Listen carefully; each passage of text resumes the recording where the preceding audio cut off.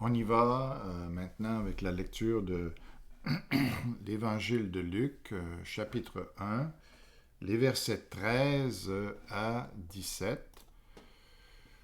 Mais l'ange lui dit, n'aie pas peur, Zacharie, car Dieu a entendu ta prière. Alors, la plupart du temps, c'est ce que les anges sont obligés de faire parce qu'ils sont tellement impressionnants quand ils apparaissent que les gens seraient paralysés même et puis incapables de vraiment fonctionner. Alors, la plupart des fois, eh bien, l'ange est obligé de rassurer la personne. Alors, il dit, n'aie pas peur, Zacharie, car Dieu a entendu ta prière. Alors, il lui explique pourquoi il vient le voir ce journée-là. Donc, Zacharie, autrefois, parce que je pense que maintenant il ne priait plus pour ça, étant donné qu'il était vieux, mais alors il espérait, toujours, en tout cas à ce moment-là, il a déjà prié, que Dieu lui donne un fils. Alors ici, l'ange lui dit, Dieu a entendu ta prière.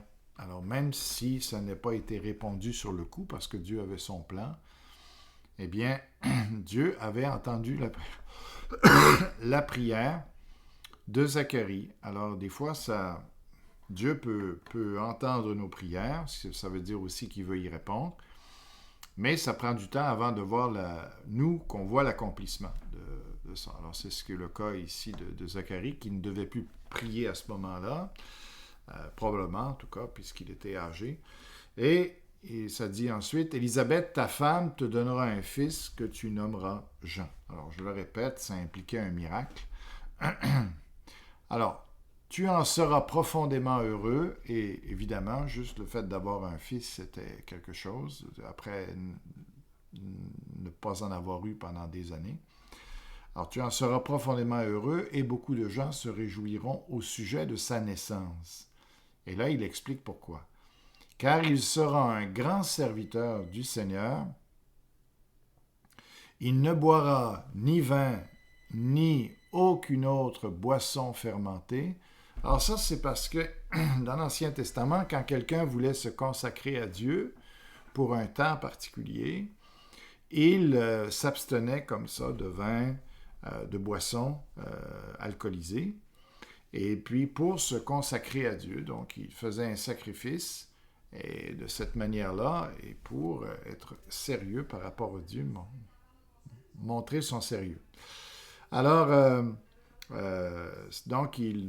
mais ici, c'est finalement, on appelait ça un Nazaréen. Ici, Jean-Baptiste va être un Nazaréen, mais pas seulement pour une période de temps. Habituellement, c'était une période courte.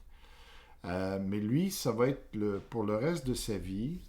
Il va être consacré à Dieu et il va, à ce moment-là,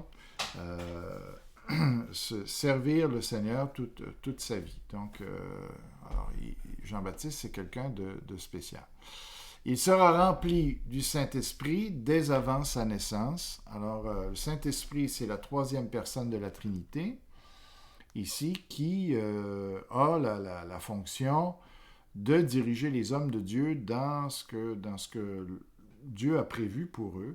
Alors, Jean-Baptiste, ici, sera un homme qui sera particulièrement équipé pour son ministère ici. Et la façon que le Saint-Esprit va l'équiper, c'est que ça dit, il ramènera beaucoup d'Israélites au Seigneur leur Dieu.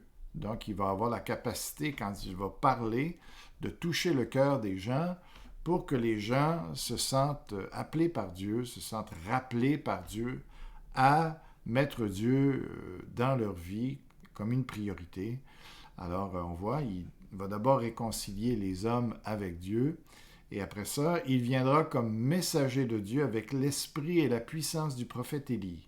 Élie, c'est un prophète de l'Ancien Testament, et c'est dit dans le livre de Malachie, à la fin du livre de Malachie, comme quoi il doit revenir dans le monde. Donc, il doit avoir une deuxième période de vie dans ce monde, et la puissance qu'il va avoir à ce moment-là, c'est vraiment de ramener les gens vers Dieu à ce moment-là. Ça va se passer à la fin des temps, à la fin de ce monde-ci.